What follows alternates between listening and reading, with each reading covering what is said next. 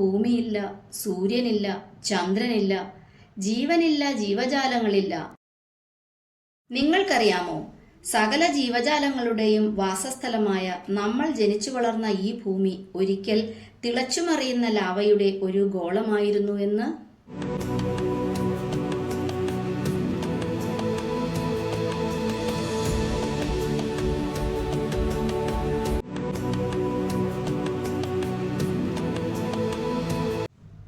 നമ്മൾ എടുക്കുന്ന ഓരോ ശ്വാസവും, നമ്മൾ കുടിക്കുന്ന ഓരോ തുള്ളി വെള്ളവും, നമ്മൾ നിൽക്കുന്ന ഈ ഭൂമിയും എല്ലാം ഏകദേശം 1380 കോടി വർഷങ്ങൾക്ക് മുൻപ് ആരംഭിച്ച ഒരു കഥയുടെ ഭാഗമാണ്.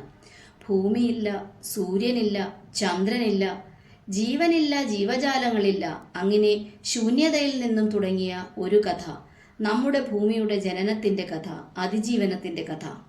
ആ കഥയാണ് ഈ വീഡിയോയിൽ ഞാൻ പറയാൻ പോകുന്നത്.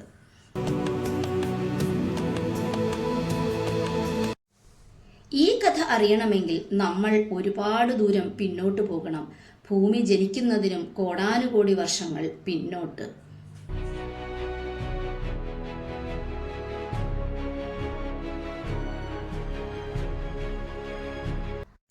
നമ്മുടെ ഭൂമി പിറവിയെടുത്തിട്ട് 460 കോടി വർഷങ്ങൾ കഴിഞ്ഞു എന്നാണ് ശാസ്ത്രലോകം അവകാശപ്പെടുന്നത്.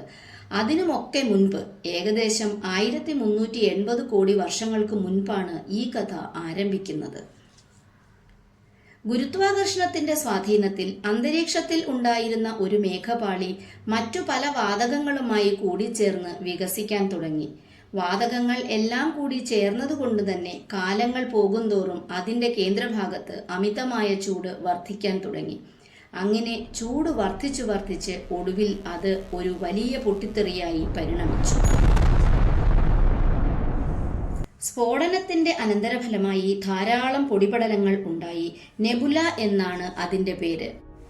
ഗുരുത്വാകർഷണത്തിന്റെ ഫലമായി ഈ പൊടിപടലങ്ങളും ഹൈഡ്രജൻ തുടങ്ങിയ വാതകങ്ങളും എല്ലാം നെബുലയുടെ മധ്യഭാഗത്തേക്ക് ആകർഷിക്കപ്പെടുകയും അവയെല്ലാം ഒരു ഡിസ്കിന്റെ ആകൃതിയിൽ വലം വയ്ക്കാൻ തുടങ്ങുകയും ചെയ്തു. അതിന്റെ ഫലമായി ഉണ്ടായ സമ്മർദ്ദവും ചൂടും മൂലം ന്യൂക്ലിയർ ഫ്യൂഷൻ റിയാക്ഷൻ സംഭവിക്കുകയും ഹൈഡ്രജൻ ഗ്യാസ് ഹീലിയം ആയി രൂപാന്തരപ്പെടാൻ തുടങ്ങുകയും ചെയ്തു. ഹൈഡ്രജൻ ഹീലിയം ആയി പരിണമിക്കുന്ന ന്യൂക്ലിയർ ഫ്യൂഷൻ റിയാക്ഷൻ നടക്കുന്നത് ഏകദേശം 15 മില്യൺ ഡിഗ്രി സെന്റിഗ്രേഡ് ചൂടിലാണ്.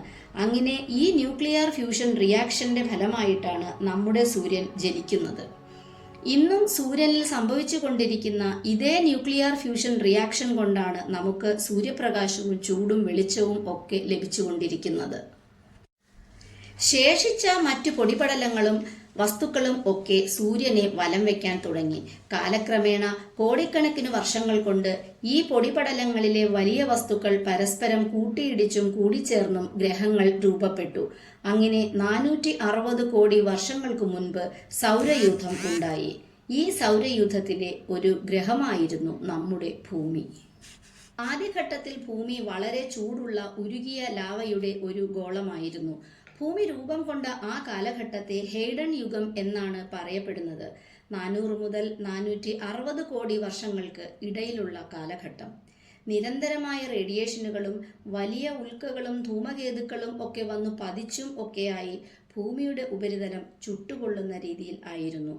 അഗ്നിപർവ്വതങ്ങൾ പൊട്ടിത്തെറിച്ച് ഭൂമിയുടെ ഉപരിതലം മുഴുവനും ലാവ നിറഞ്ഞ് ഭൂമി വെന്തുരുകി.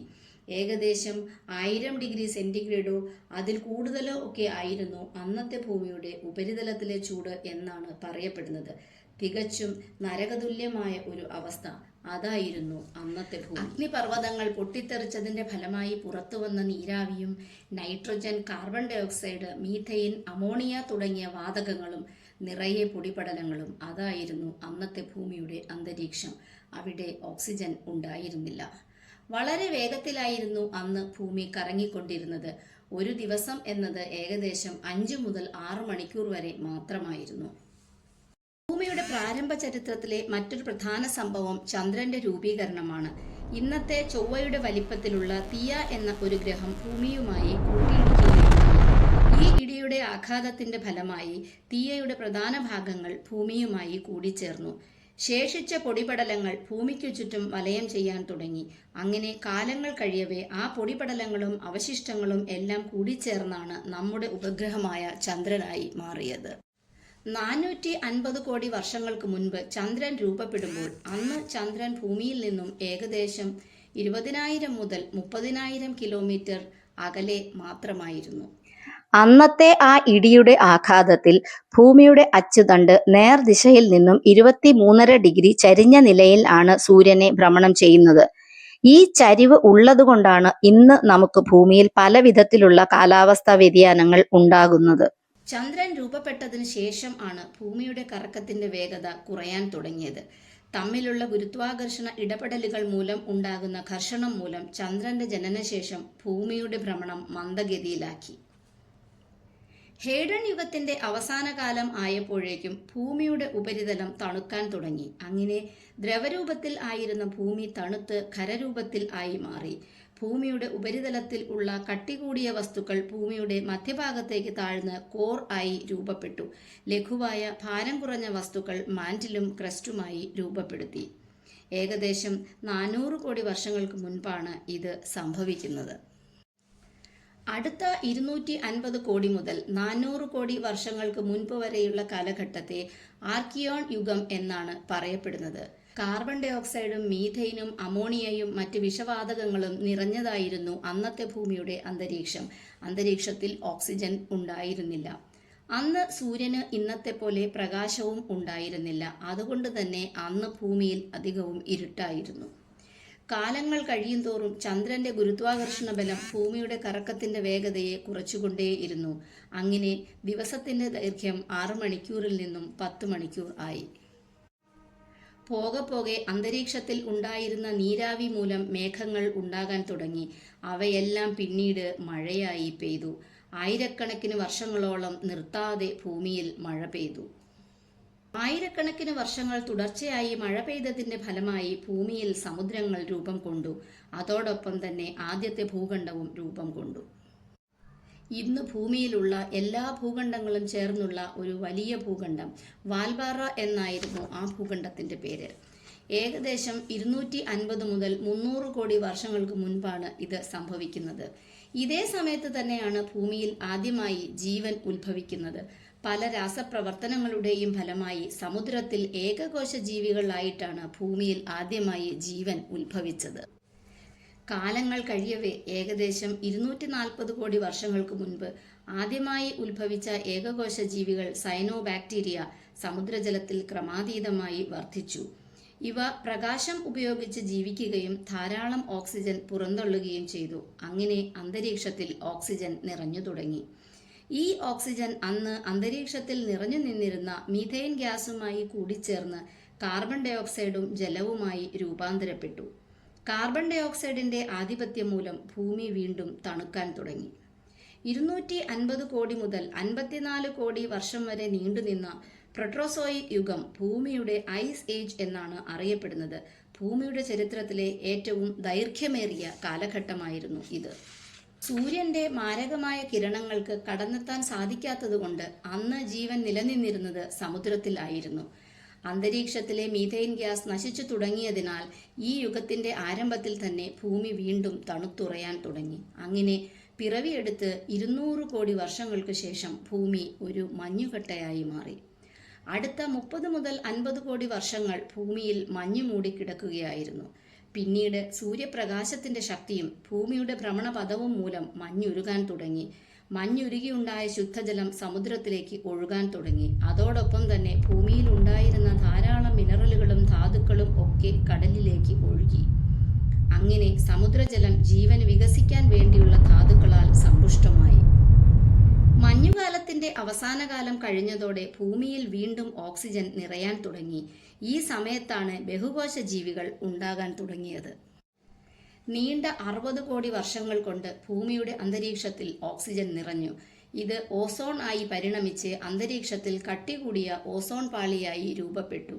അങ്ങനെ സൂര്യന്റെ മാരകമായ അൾട്രാവയലറ്റ് കിരണങ്ങളിൽ നിന്നും ഈ ഓസോൺ പാളി സംരക്ഷണം തീർത്തു തുടങ്ങിയപ്പോൾ ആണ് ജീവൻ കടലിൽ നിന്നും കരയിലേക്ക് കയറാൻ തുടങ്ങിയത്. ആദ്യമായി കരയിലേക്ക് നീങ്ങിയ ജീവികൾ ഫംഗസും ആൽഗകളും പോലുള്ള സസ്യസമാനമായ ജീവികൾ ആയിരുന്നു. തുടർന്ന് ആന്ത്രോപോഡുകൾ പോലെയുള്ള ചെറിയ ജീവികളും വെള്ളത്തിൽ നിന്ന് കരയിലേക്കുള്ള ജീവന്റെ വികാസത്തിന് തുടക്കമിട്ടു. ഈ യുഗത്തിന്റെ അവസാന ഘട്ടത്തിൽ ചന്ദ്രൻ ഭൂമിയിൽ നിന്ന് ഏകദേശം 1.5 ലക്ഷം മുതൽ 2 ലക്ഷം കിലോമീറ്റർ വരെ ദൂരത്തിൽ എത്തി. അതുകൊണ്ട് ഭൂമിയുടെ കറക്കത്തിന്റെ വേഗത കുറഞ്ഞ് ഒരു ദിവസം 21 മണിക്കൂറായി. ഇത് മറ്റൊരു യുഗത്തിന്റെ തുടക്കമായിരുന്നു, ഫെനറോസോയിക് യുഗം. ഈ യുഗത്തിന്റെ ആരംഭത്തിൽ ആണ് ഭൂമിയുടെ കര മുഴുവൻ ജീവൻ വ്യാപിച്ചു തുടങ്ങിയത്. ഭൂമിയുടെ അന്തരീക്ഷവും ഉപരിതലവും ആവാസ വ്യവസ്ഥകളും എല്ലാം ആകെ മാറ്റിമറിച്ച് ഭൂമിയെ മനോഹരമായ ഒരു ഗ്രഹമാക്കി മാറ്റിയ യുഗമായിരുന്നു ഇത്. ഈ കാലഘട്ടത്തിൽ ടെക്ടോണിക് ചലനങ്ങൾ ചെറിയ ഭൂപ്രദേശങ്ങളുടെ കൂട്ടിയിടിക്കും ലയനത്തിനും കാരണമായി. അങ്ങനെ എല്ലാ ഭൂഖണ്ഡങ്ങളും ചേർന്ന് പാൻജിയ എന്ന സൂപ്പർ കോണ്ടിനെന്റ് രൂപപ്പെട്ടു. ഇത് പന്തലാസ എന്ന ഒറ്റ സമുദ്രത്താൽ ചുറ്റപ്പെട്ടിരുന്നു. കാലങ്ങൾ കഴിയുന്തോറും ഭൂമിയുടെ ടെക്ടോണിക് ചലനങ്ങളുടെ ഭാഗമായി പാൻജിയ വിഭജിച്ച് 2 ഭൂഖണ്ഡങ്ങൾ ആയി. വടക്ക് ലൊറേഷ്യയും തെക്ക് ഗോണ്ട്വാന ഭൂഖണ്ഡവും. ഏകദേശം 80 മുതൽ 100 കോടി വർഷങ്ങൾ കൊണ്ടാണ് ഇത് സംഭവിച്ചത്. കരയിൽ മുഴുവൻ സസ്യങ്ങൾ വ്യാപിക്കാൻ തുടങ്ങി. പതിയെ പതിയെ കടലിലെ ജീവികൾ കരയിലേക്ക് കയറി. കരയിലും വെള്ളത്തിലും ജീവിക്കാൻ കഴിവുള്ള ഉഭയജീവികൾ ആയിരുന്നു അത്. പിന്നീട് ഉരകജീവികൾ രൂപം കൊണ്ടു. ഉരകങ്ങൾ ഭൂമി അടക്കി വാണിരുന്ന ഒരു കാലഘട്ടമായിരുന്നു അത്. ഈ സമയത്ത് ദിനോസറുകൾ അഭിവൃദ്ധി പ്രാപിക്കുകയും കരയിലെ പ്രബലരായ ജീവികളായി മാറുകയും ചെയ്തു. ദിനോസറുകൾ ജീവിച്ചിരുന്ന ആ കാലഘട്ടത്തെ ജുറാസിക് പീരീഡ് എന്നാണ് പറയപ്പെടുന്നത്. 20 മുതൽ 14 കോടി വർഷങ്ങൾക്ക് മുൻപാണ് ജുറാസിക് പീരീഡ്. ഈ കാലഘട്ടത്തിൽ തന്നെയാണ് ഭൂമിയിൽ ആദ്യമായി പക്ഷികൾ പറക്കുന്നത്. തെറോപോഡ്സ് എന്ന ദിനോസറുകളിൽ നിന്നാണ് പക്ഷികൾ രൂപം കൊണ്ടത്. ആ സമയത്താണ് വലിയൊരു ഉൽക്ക ഭൂമിയിൽ പതിക്കുന്നത്. അത് ഭൂമിയിലെ അന്നത്തെ ആവാസ വ്യവസ്ഥയെ ആകെ തകിടം മറിച്ചു. അന്ന് ഭൂമിയിൽ ഉണ്ടായിരുന്ന ഏകദേശം 75% ജീവജാലങ്ങളുടെയും വംശനാശം അങ്ങനെ സംഭവിച്ചു. ഭൂമിയുടെ ചരിത്രത്തിലെ ഏറ്റവും വലിയ കൂട്ട വംശനാശങ്ങളിൽ ഒന്നായിരുന്നു അത്.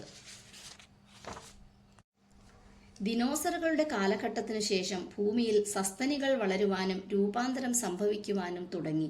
ഏകദേശം 60 ലക്ഷം വർഷങ്ങൾക്ക് മുൻപാണ് മനുഷ്യൻ രൂപപ്പെട്ടു തുടങ്ങിയത്. ഹോമിനിൻസുകളിൽ നിന്നും പരിണമിച്ചാണ് മനുഷ്യനിൽ എത്തിയത്. ശിലായുഗം ആരംഭിച്ചതും മനുഷ്യൻ ആയുധങ്ങൾ ഉപയോഗിച്ചു തുടങ്ങിയതും ഏകദേശം 20 മുതൽ 30 ലക്ഷം വരെ വർഷങ്ങൾക്കും ഇടയിലുള്ള കാലഘട്ടത്തിൽ ആണ്. കാലങ്ങൾ മുന്നോട്ട് പോയിക്കൊണ്ടേയിരുന്നു. അന്നത്തെ മനുഷ്യന് പരിണാമം സംഭവിച്ചുകൊണ്ടേയിരുന്നു. അങ്ങനെ ഏകദേശം 2 മുതൽ 3 ലക്ഷം വർഷങ്ങൾക്ക് മുൻപ് ആഫ്രിക്കയിൽ ആണ് ഹോമോസാപ്പിയൻസ് എന്ന ഇന്നത്തെ മനുഷ്യൻ രൂപപ്പെടുന്നത്.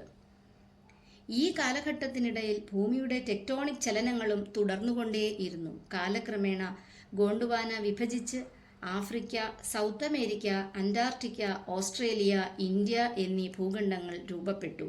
ലൊറേഷ്യ വിഭജിച്ച് നോർത്ത് അമേരിക്ക, യൂറോപ്പ്, ഏഷ്യ എന്നീ ഭൂഖണ്ഡങ്ങളും രൂപപ്പെട്ടു. കാലക്രമേണ ഇന്ത്യ വടക്കോട്ട് ചലിച്ച് ഏഷ്യയുമായി കൂടിച്ചേർന്നു. ഇതിന്റെ ഫലമായി ഹിമാലയം രൂപപ്പെട്ടു.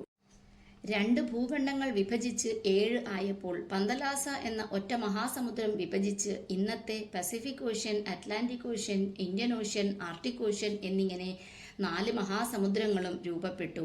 അതുപോലെ ചന്ദ്രനും ഭൂമിയും തമ്മിലുള്ള ദൂരം വർദ്ധിച്ച് ഏകദേശം 3,80,000 കിലോമീറ്റർ ആയി. ദിവസത്തിന്റെ ദൈർഘ്യം 24 മണിക്കൂറായി. 460 കോടി വർഷം പഴക്കമുള്ള ഭൂമിയുടെ ഈ വലിയ ചരിത്രത്തിൽ വളരെ ചെറിയ ഒരു ഭാഗത്ത് മാത്രമാണ് മനുഷ്യൻ പ്രത്യക്ഷപ്പെട്ടു തുടങ്ങിയത്. എങ്കിലും ഇന്ന് മനുഷ്യർ കടന്നു ചെല്ലാത്ത, കൈവയ്ക്കാത്ത ഒരു മേഖലയും ഭൂമിയിൽ ഇല്ല. ബഹിരാകാശത്തു പോലും മനുഷ്യൻ തന്റെ സാന്നിധ്യം അറിയിച്ചു കഴിഞ്ഞു. ശാസ്ത്രം അതിന്റെ അങ്ങേ അറ്റം മുന്നേറിയിരിക്കുന്ന ഇക്കാലത്ത് വനനശീകരണം, വ്യവസായവൽക്കരണം, മലിനീകരണം തുടങ്ങിയ മനുഷ്യപ്രവർത്തനങ്ങൾ ആഗോള താപനത്തിനും കാലാവസ്ഥാ വ്യതിയാനങ്ങൾക്കും കാരണമാകുന്നു. ഈ മാറ്റങ്ങൾ ഭൂമിയിലുള്ള ആവാസ വ്യവസ്ഥകളെയും കാലാവസ്ഥാ രീതികളെയും ജൈവ വൈവിധ്യത്തെയും കാര്യമായി ബാധിക്കുന്നു. 460 കോടി വർഷങ്ങളുടെ വലിയ ചരിത്രമുള്ള വളരെയധികം അതിജീവനങ്ങൾ താണ്ടിയ നമ്മുടെ സ്വന്തം ഭൂമി ഇന്ന് മനുഷ്യരുടെ പ്രവർത്തനങ്ങളുടെ ഫലമായി വീണ്ടും അതിജീവനത്തിനായി കഷ്ടപ്പെടുകയാണ്. നമ്മൾ ഓരോരുത്തരും നമ്മളാൽ കഴിയും വിധം നമ്മുടെ ഭൂമിയെ സംരക്ഷിക്കാൻ ബാധ്യസ്ഥരാണ്. അതിനായി നമ്മളാൽ കഴിയും വിധം നമുക്ക് ശ്രമിക്കാം. ഈ കഥ നിങ്ങൾക്ക് ഇഷ്ടമായെങ്കിൽ ഒന്ന് ലൈക്ക് ചെയ്യാനും എൻ്റെ ചാനൽ സബ്സ്ക്രൈബ് ചെയ്യാനും മറക്കല്ലേ. Thanks for watching.